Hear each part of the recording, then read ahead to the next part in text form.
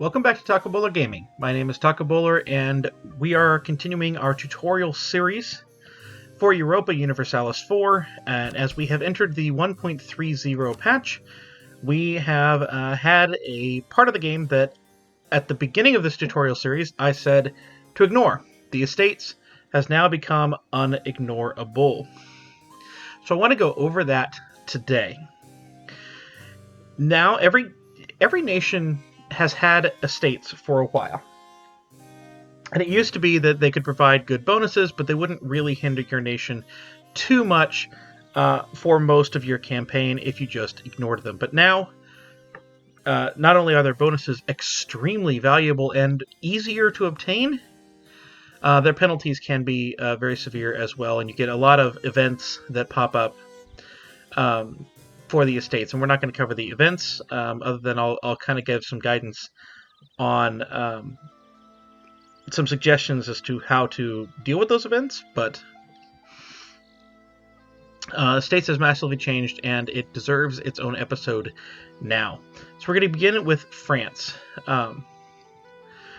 You can see here this new flag for Crown Land. And we control only 29.99% of our land, which you have to get 30, or maybe 30.01 to get rid of this, so that's not a lot of difference here. But you can see that that has some following effects. We lose taxes, we're minus 10% in taxes, we're minus 10% in maximum absolutism, and we have liberty desire from the subjects development of plus 25%, which really matters for France, because I have 5 subjects. So I want to change that. So we're going to go over here. If you go to the Open Close Country View menu, or F1 shortcut for most games, over here to the Estates. You have this menu. And there are already mods to make this a little bit more readable, but this is the base that came with the 1.30 update. And you can see here, estate land. It's divided up into 4 groups right now. It's divided up into your crown land. This is the crown here. And that's the land that you control. And then each of your estates, which for France and most of Western Europe is the nobility, the clergy, and the bourgeoisie. So you can see here that the nobility control 49% of the land, the clergy control 15%, and the bourgeoisie control 5%. Now, and you can see in graph form over here, the white is you, the blue is the bourgeoisie, or basically the burghers. The clergy is the yellow here, and the nobility is the red. Over here you can see the crown land and the modifiers that you can use to affect your crown land. Here you can sell titles, and this removes 10% of the land from the crown. So instead of 29, I would have 19. And it gives you money. You basically are selling it to your estates, and they give you money for free. I don't even know if it affects interest, or not interest, inflation. But they give you money, and you lose your crown land. I have played in 1.30 since it came out relatively regularly. I have never hit this button. But I do believe that, maybe that would be something to look at if you happen to have a lot of crown land, which if you follow this guide, you will get up a little bit higher in the crown land. But I don't recommend this button at all, but it's here. The land will be split up based upon how much land they own to begin with. So you can see there the nobility already own a lot of land. They get the most of that 10%. Over here, we have Summon the Die. And this will summon a Die to set an agenda. This causes all estates to gain 5 influence and 5 loyalty immediately. That button I have pushed a lot, and I recommend doing it a lot. You can summon a Die every 5 years, or after you fulfill the agenda set in the previous Die. And we will come back to this as well. The last button here is Seize Land, which is another button you want to hit a lot. And I think it's every 5 years that you can hit it. What happens here is that all estates lose 20 loyalty, and if any of them drop below 30, even to 29.99, then you will have rebels that pop up. They've popped up on my capital every time that's happened to me. But here you get 5% of your crown land. Again, if the nobility control most, so they lose the most here. And then it goes into the crown land. And that will help you to get that number up. You can see here that these negative modifiers are here in maximum absolutism, taxes, and liberty desire from subjects. Holding less than 30% land has adverse penalties. So if you have 30% or more, there are no penalties. If you have 50% or more, then if you have 50% or more, then you start to get benefits. And you can see there, conquering land with less than 60% estate influence. So if you have the influence down, then you would gain crown land. That's really nice. Okay. So that's how crown land can be gained down here. I wasn't fully aware of everything that you can have there, but certainly developing your provinces, seizing land from the estates, which is the main way that I get crown land, and then conquering land with high absolutism. Okay. So this is what's happening here. Most games, you will begin, I say most games you will begin with 50% loyalty in every one of your estates, right smack dab in the middle. The loyalty goes between 0 and 100%, and it tries to naturally drift toward an equilibrium. So you can see there that the equilibrium is currently 55.90%, and it is affected by various things, including the land ownership that they have right now, which they're 49%. Land ownership for the nobility is adding 9.9% to the equilibrium, whereas the clergy, their land ownership is only adding 3%, and the bourgeoisie only adding 1%. So you can see that there. If that number is above 50%, then at the start of your game, your loyalty is going to go up every month and drift toward that equilibrium. But if it's below 50%, which most times it will be, then it will drift down. You can see that the clergy are drifting down toward 38.4%, and the bourgeoisie are drifting down toward 32%. What that means is that even 1 month in, the clergy will be at 49.78, because it would be going down by 0.22%, which means that if I wait until December 1st to click this button, they will be below 50%, and when I click this button to seize land, they will lose 20, and they will spawn rebels. So one of the first things to do in every single game, is to deal with your estates before you unpause. To start with that. This low crown land is very, very common in the game. I don't know why they established it that way, but they did. It's very common to be somewhere between 25 and 29%. You need to click Seize Land before you hit Unpause. Right now they're at 30, and now they'll tick up. Right, the equilibrium is higher than where they are. Now they will tick up. However, they will only tick up to 38, 32, and 55 respectively, and since they own less land, that will actually go down on all three of those ever so slightly. So you want to try and change that.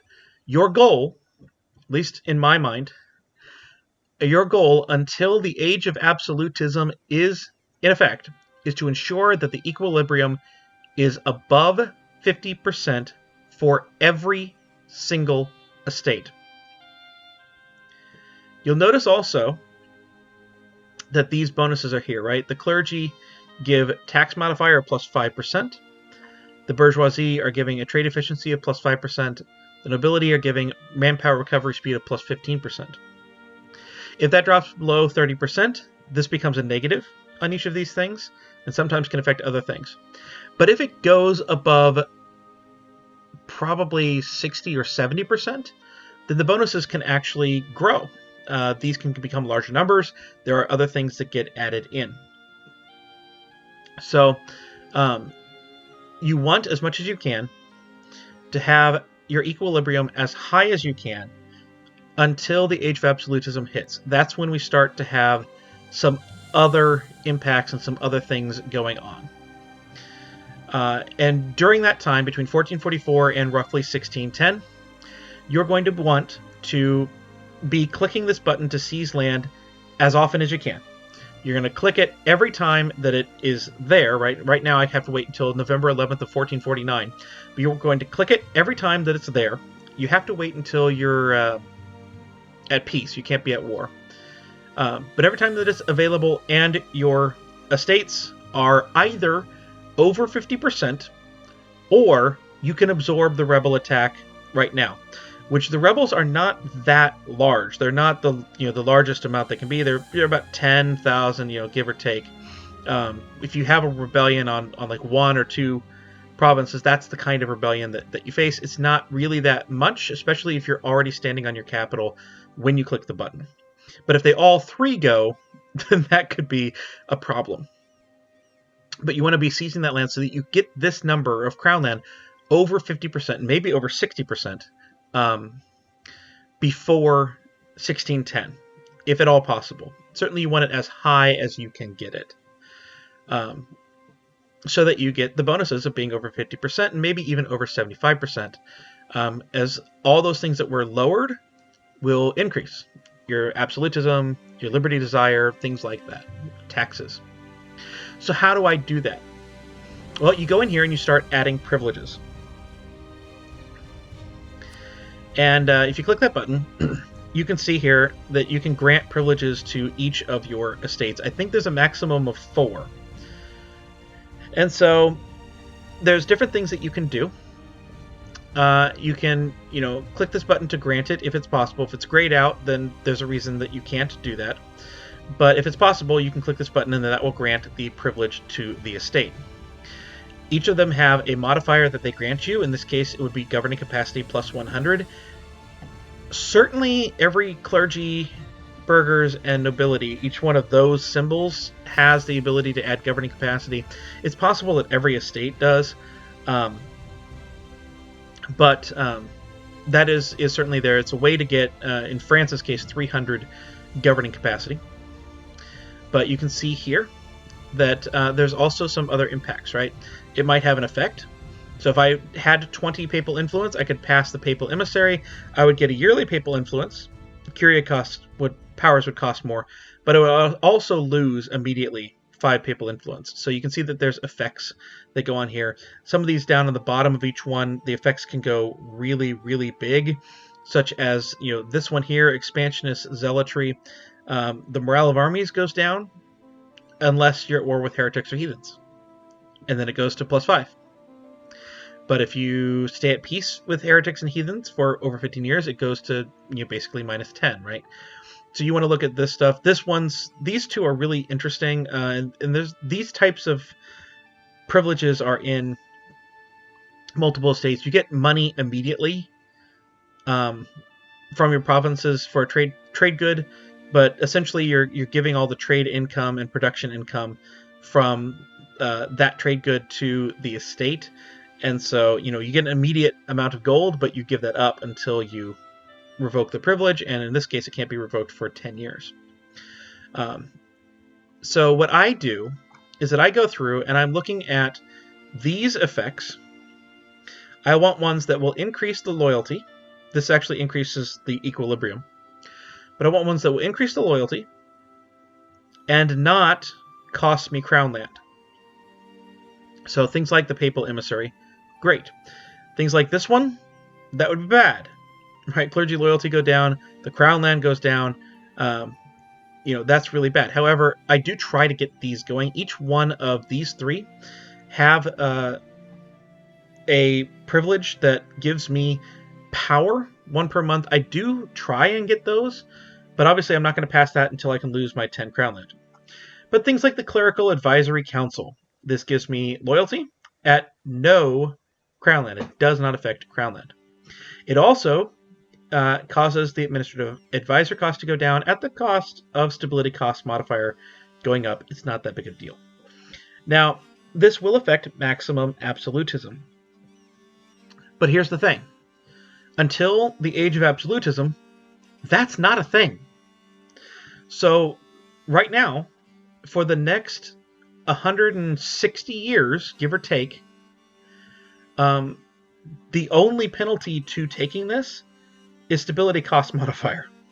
And what it does is it makes the clergy more loyal. It increases that equilibrium up by 5%. So we're just going to click that and we're going to grant that privilege. Over here, oversight by the clergy. It gives me 10 clergy loyalty.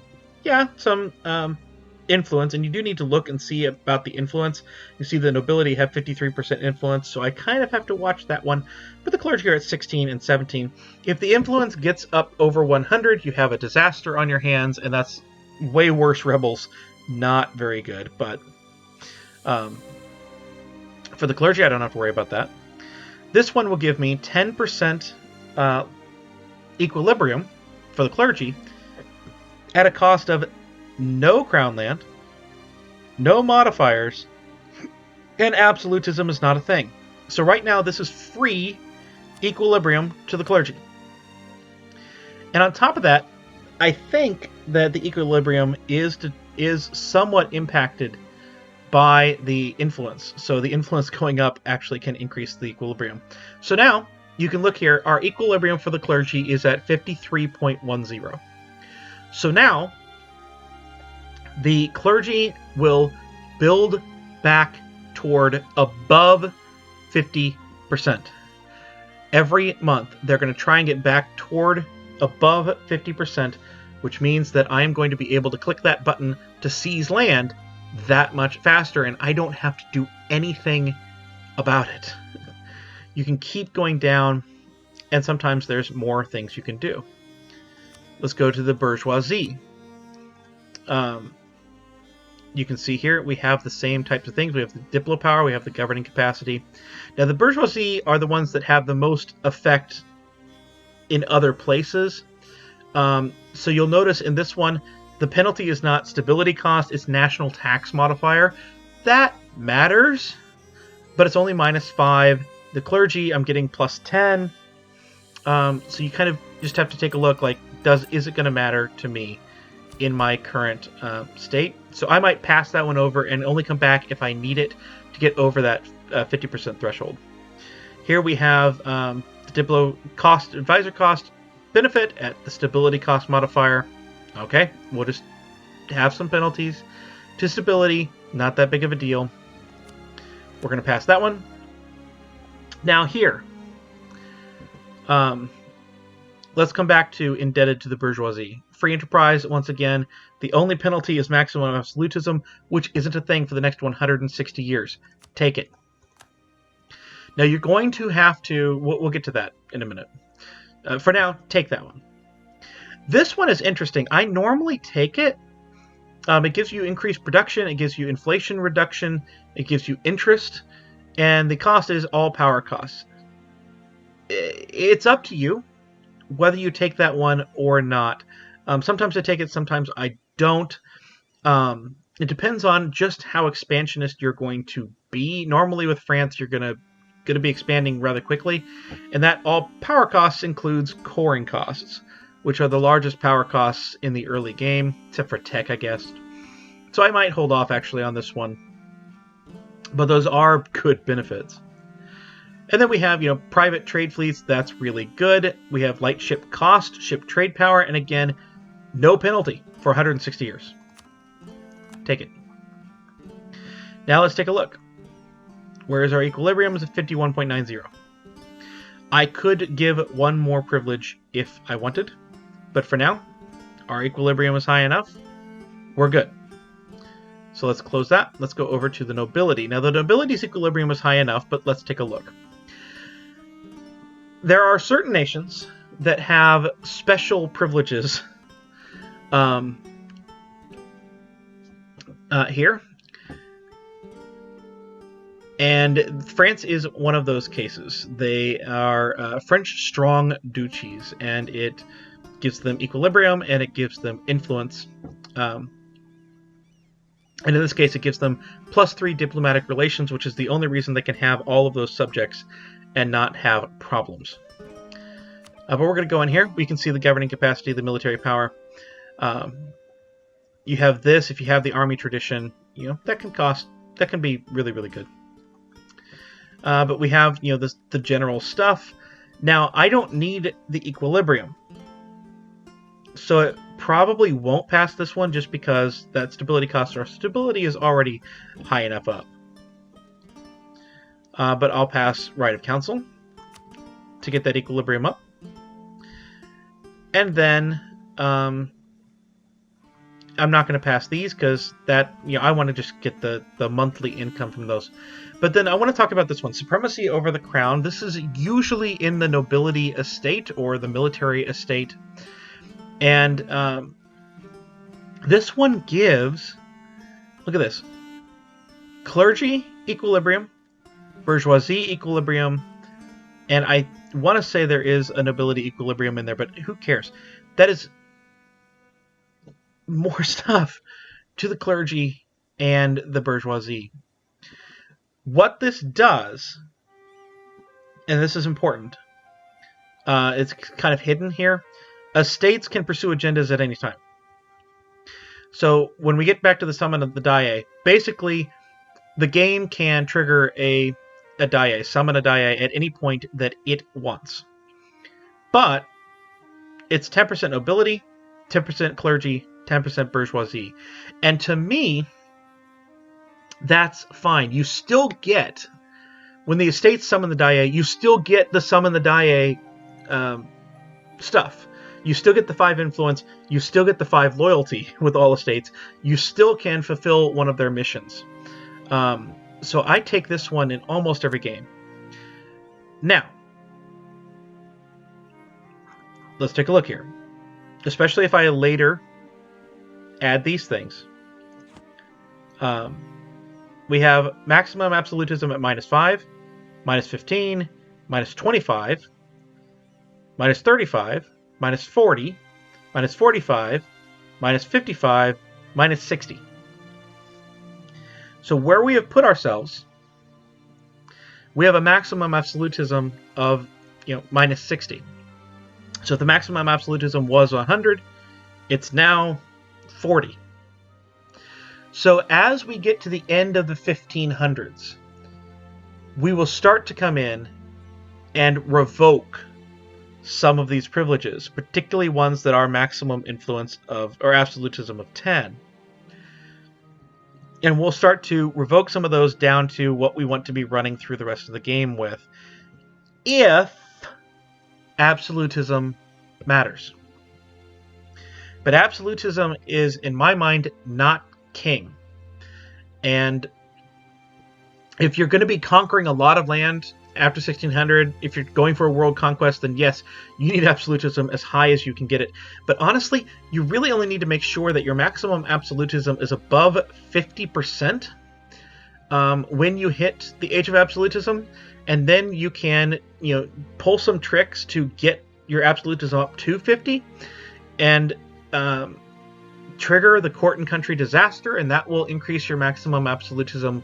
That way, there are government reforms that can increase your maximum absolutism. So you don't have to revoke all of these, and you can continue to have your estates high enough that these benefits are growing. You can notice that after the influence has gone up, as the influence has gone up, so has the benefit. So the national taxes are better.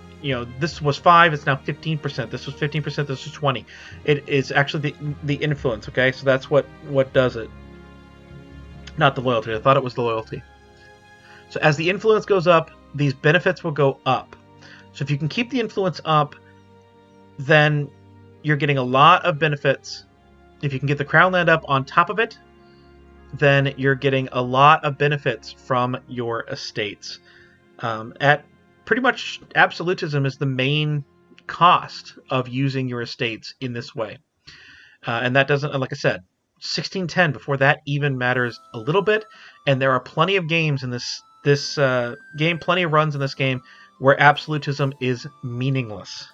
Where you're not going for a world conquest, you're not even trying to take over half of Europe, you're colonizing, or you're going very specifically for certain area.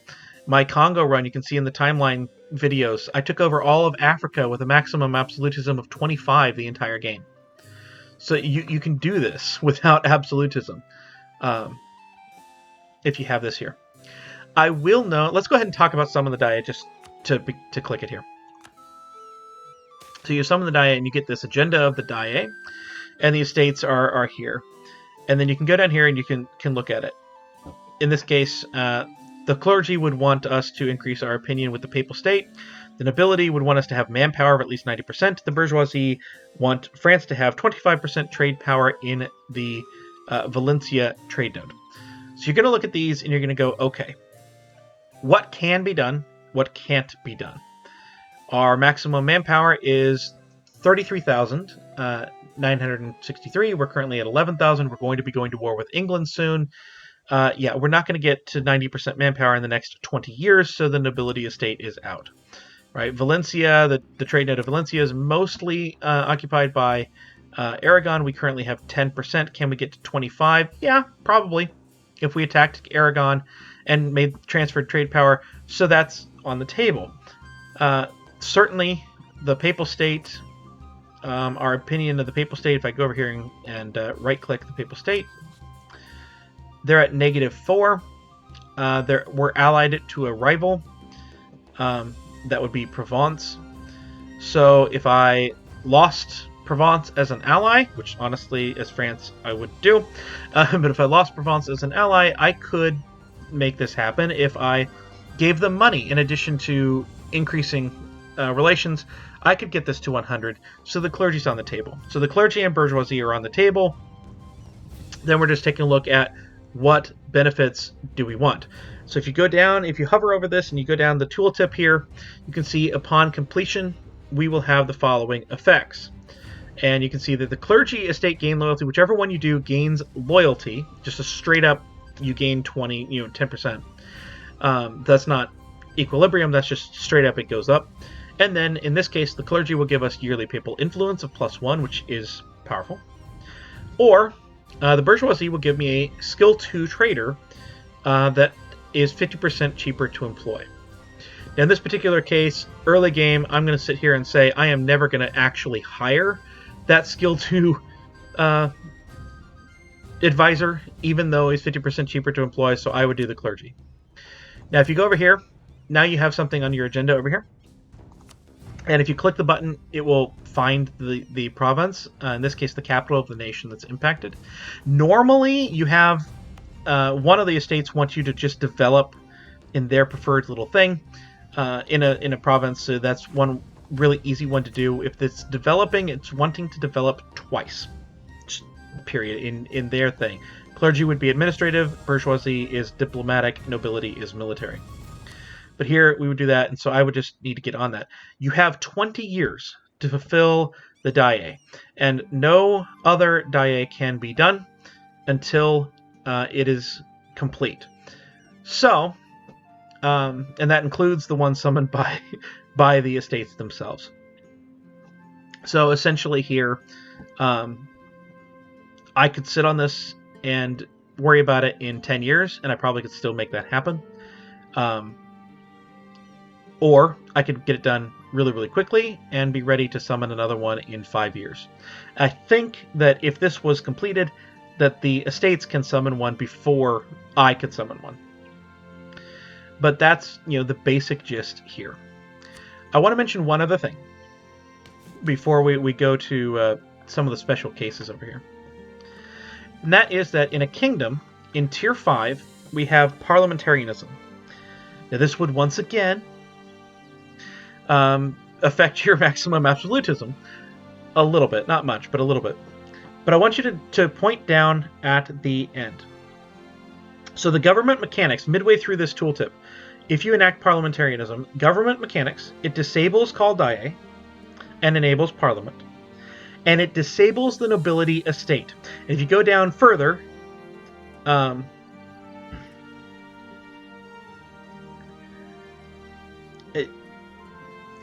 don't know. Oh, land owned by the crown must be... Okay, so you have to like get it effective for you. Nobility loyalty has to be higher than their influence. That's easily done with our equilibriums. That will happen. But land owned by the crown has to be at least 46%. So you would have to get that there, and if you keep hitting the seize land button, that will happen. But if you enact parliamentarianism, it disables the nobility estate, and every bit of land that is owned by the nobility estate, right now 46.242%, will go to crown land. It does not get split up. It just goes straight into crown land. So one way to get a lot of crown land very quickly and make that happen is to enact parliament if you get to tier 5 of a kingdom. Now, real briefly, I want to go over here to no. There we go. To Muscovy. Now, over here, they have some other things here. They have the boyars, and they have the Cossacks. So they have 4 estates. And it used to be that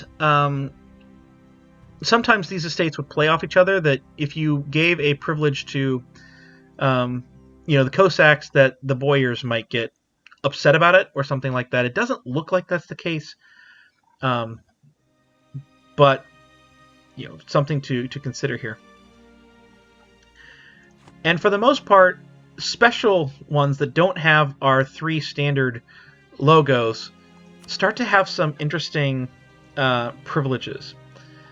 And I've found it difficult to get their equilibrium fully up. The other thing to note is that if you start granting them privileges, now you're at like minus 80% absolutism. So you do have to begin to worry about things like that. But the Cossacks control steppe provinces. So the minute you take over a province that has steppes in it, which Muscovy has like right here. But if you're, say, the Ottomans and you take over here, you will suddenly get Cossacks as a thing. So just know that. That surprised me in one of my Ottoman runs. One of my runs, I think, is the Ottomans and Corfu, was that the Cossacks suddenly showed up, and I hit seize land because I knew these 3 would be above 50%, but the Cossacks weren't, and they got rebellions. So just kind of know that this is here, and you can get them up the same way here, but not as many good things that don't involve crown land. So just know that. And the last one that I want to do is head over. Oh, come on.